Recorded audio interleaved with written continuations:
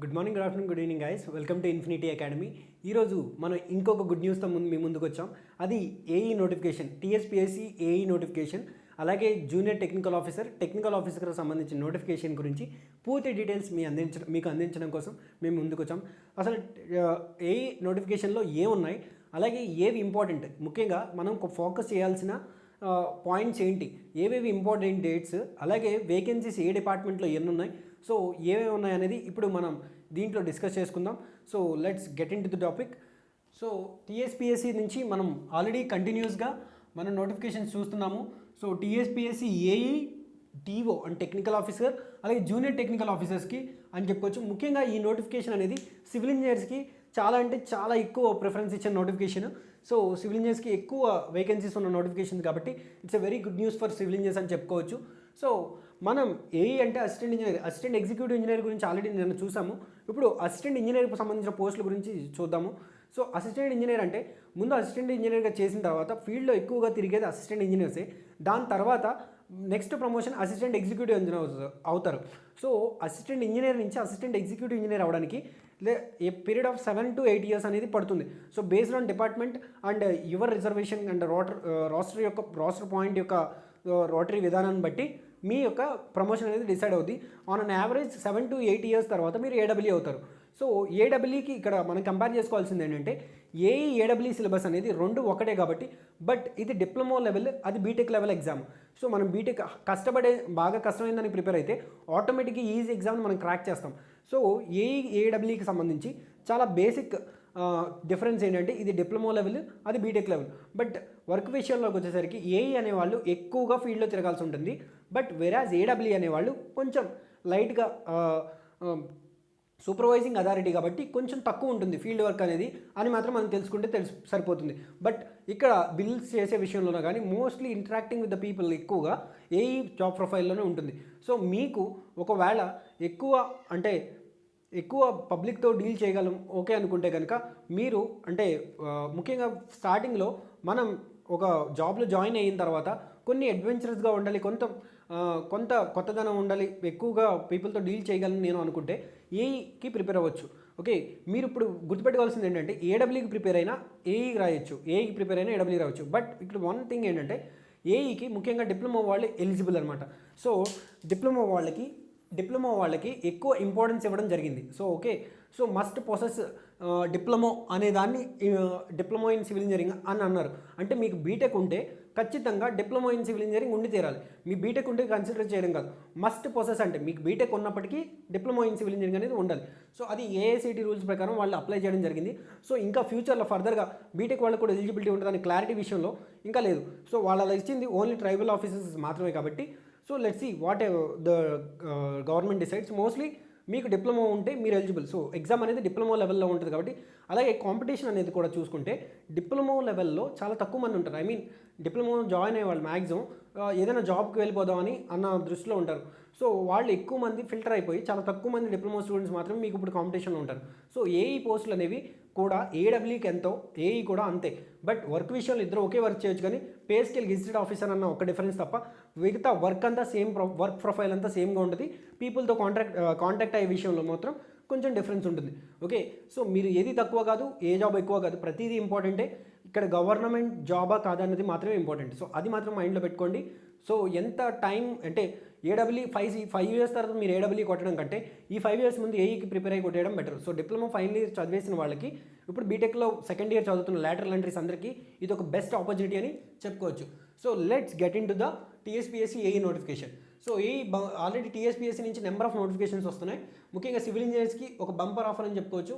So ఇక్కడ AE అయితే first 45,960 దగ్గర నుంచి 1,24,150. సో ఇక్కడ 45,000 అనేది మీ బేసిక్ శాలరీ. అంటే ఈ బేసిక్ శాలరీ నుంచి 30% ఎక్స్ట్రా వస్తుంది, అది గుర్తుపెట్టుకోండి. అండ్ మోస్ట్లీ మీకు 60,000 శాలరీ అనేది రావచ్చు అనమాట. ఓకే, మీ బై హ్యాండ్కి. ఓకే, అది మనం గుర్తుపెట్టుకోవాల్సింది. అలాగే ఇది జూనియర్ టెక్నికల్ ఆఫీసర్కైనా ఇదే పే స్కేలు, అసిస్టెంట్ ఇంజనీర్కైనా ఇదే పే స్కేలు, జూనియర్ టెక్నికల్ ఆఫీసర్కైనా ఇదే pay scale. Okay, junior technical ఆఫీసర్కి అయితే 32,180 నుంచి 96,890. But the qualification is same and the exam will be same.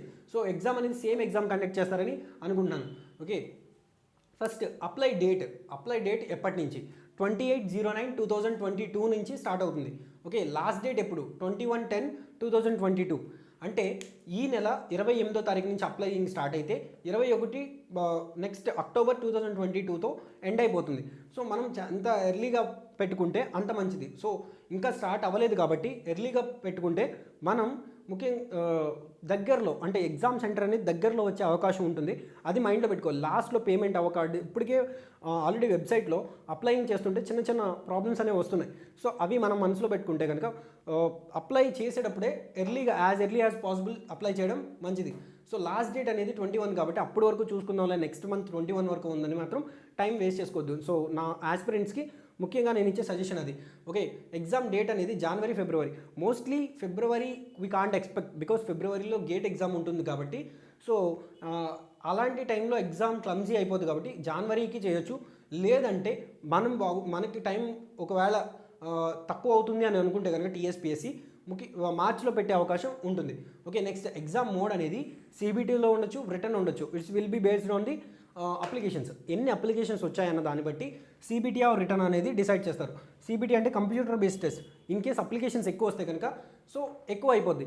Return test అనేది కొంచెం తక్కువ, ఎక్కువ అప్లికేషన్స్ వస్తే రిటర్న్ టెస్ట్కి వెళ్తారు, తక్కువకి వస్తే సిబిటీకి వెళ్తారు.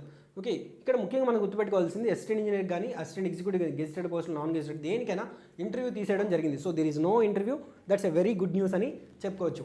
Okay, next no negative marks. Negative marks అనేది కూడా లేదు. సో ఇక్కడ నెగిటివ్ మార్క్స్ లేకపోవడం వల్ల చాలామంది అనుకుంటారు ఎవరైతే సరిగ్గా చదవరో ఏవో పెట్టేస్తూ, but luck is very less factor.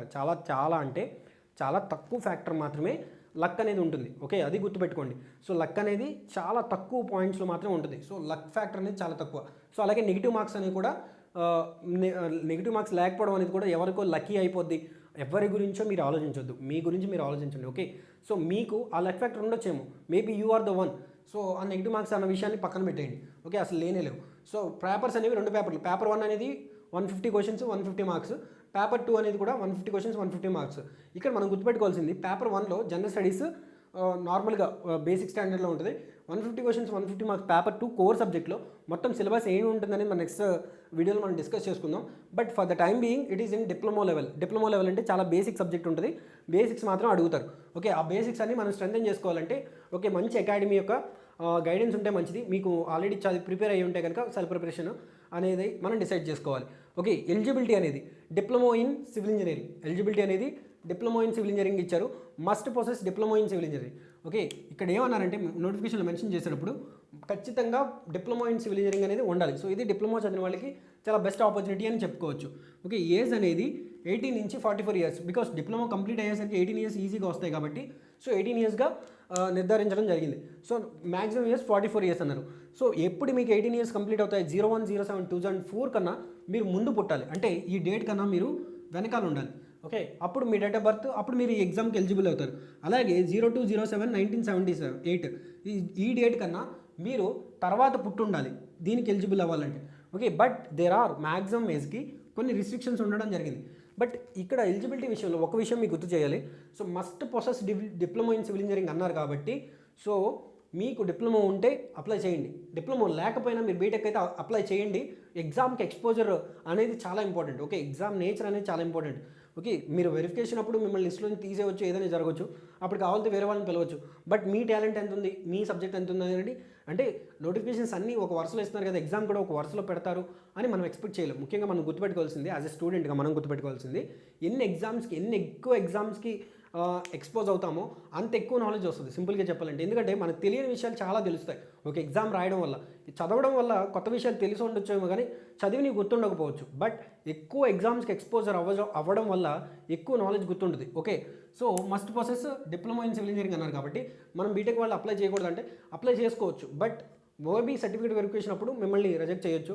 But ఎగ్జామ్కి ఎక్స్పోజ్ అవ్వడం అనేది చాలా మంది. ఇన్ కేసు ఏఈ తక్కువ అంటే వన్ కంపేర్ టు ఏడబ్ల్యూ తక్కువ కాబట్టి వీటికి త్వరగా ఎగ్జామ్ పెట్టవచ్చు. సో అలాంటప్పుడు ఎగ్జామ్ నేచర్కి ఆల్రెడీ ఒకసారి ఎక్స్పోజ్ అయితే కనుక నెక్స్ట్ టైం ఆ ఎగ్జామ్ ఆ యొక్క నెర్వసిటీకి మనం లోన్ అవ్వకుండా ఉంటాం కాబట్టి చాలా ఉపయోగపడుతుంది. ఓకే, సో అది మనం తెలుసుకోవాల్సింది. సో మీకు బీటెక్ ఉన్నప్పటికీ ఎలిజిబుల్ కానప్పటికీ మీరు అప్లై చేయండి. ఓకే, అప్లై చేసిన తర్వాత ఎగ్జామ్కి వెళ్ళండి.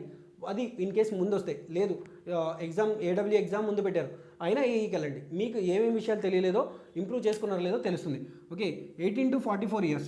సో ఈ ఏజ్ అనేది 18 నుంచి 44 years అనుకుంటాం కదా. సో మ్యాక్సిమం ఇది మ్యాక్సిమం 44 years, బట్ మ్యాక్సిమం ఏజ్కి రిలాక్సేషన్స్ ఉన్నాయి.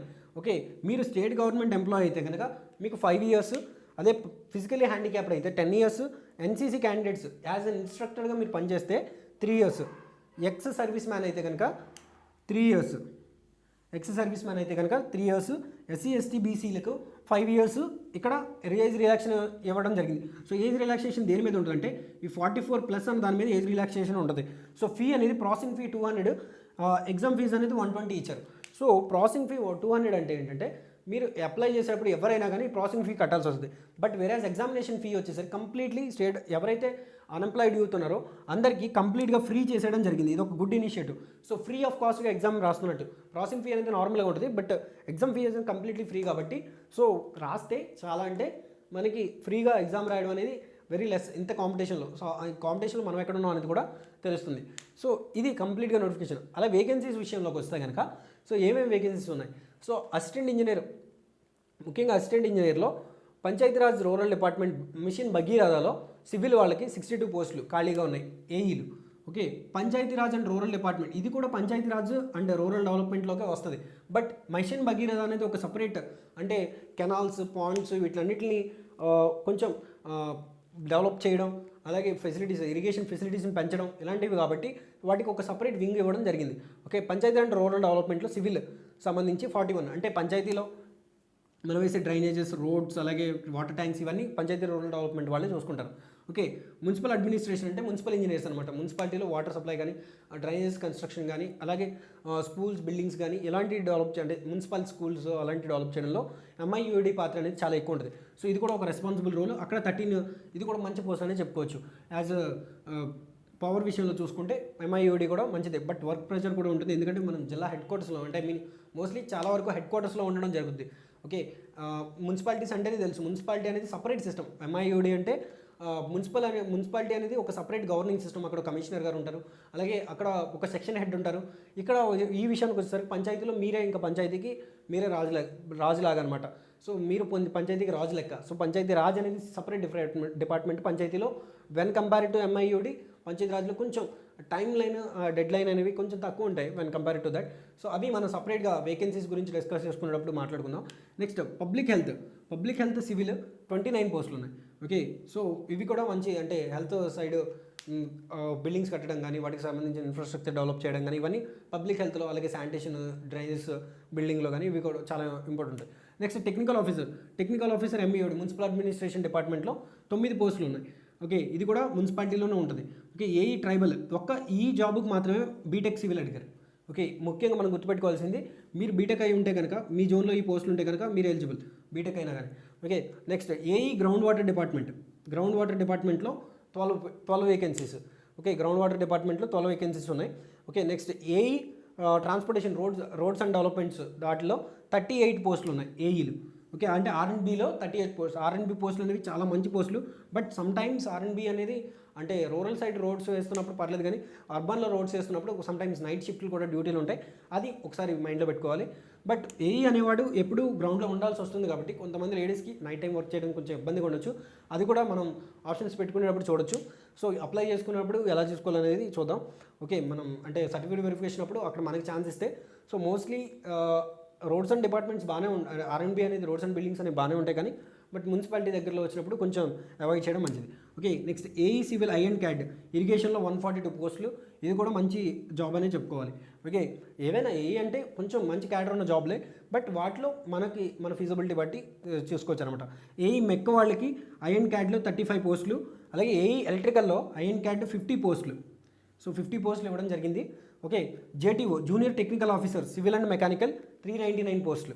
So that's a good number. JTO అనేది కూడా పెద్ద, అంటే మన వాళ్ళకి చాలా మందికి తెలియదు కానీ, but that's a good job.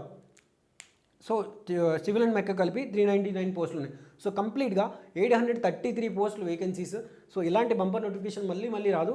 So మనం ఫుల్గా ప్రిపేర్ అయితే ఖచ్చితంగా లిస్ట్లో ఉంటాం. సో కంప్లీట్గా మన ప్రిపరేషన్ స్ట్రాటజీ ఎలా ఉండాలి, అలాగే వేకెన్సీస్ సంబంధించి ఇంకా క్లియర్గా నోటిఫికేషన్ సంబంధించి అలాగే ప్రీవియస్ ఇయర్స్ క్వశ్చన్స్ గురించి ఎప్పటికప్పుడు మన ఛానల్లో వీడియోస్ అప్లోడ్ చేయడం జరుగుతుంది. సో వాటిని మిస్ అవ్వకూడదంటే subscribe to channel. Okay, and దీంట్లో ఏఈలో ఇంకోటి ఏంటంటే ఫిజికల్ రిక్వైర్మెంట్స్ ఏమీ లేవు. మీరు అదే ఆటోమొబైల్ వెహికల్ ఇన్స్పెక్టర్ పోస్టులు చూస్తే ఏఎంవిఐ చూస్తే కనుక దాంట్లో కొన్ని ఫిజికల్ రిక్వైర్మెంట్స్ ఉన్నాయి. ఓకే, కానీ ఇక్కడ నో ఫిజికల్ రిక్వైర్మెంట్స్ అలాంటివి ఏం లేదు. అలాగే నాన్ లోకల్ వాళ్ళకి కూడా అడుగుతున్నారు కాబట్టి ఒక 5% ఉండొచ్చు. అంటే 833లో 5% అంటే 18 to 5 40 పోస్టులు. సో మీరు ప్రిపేర్ అవుతుంది 40 to 50 పోస్టులకి.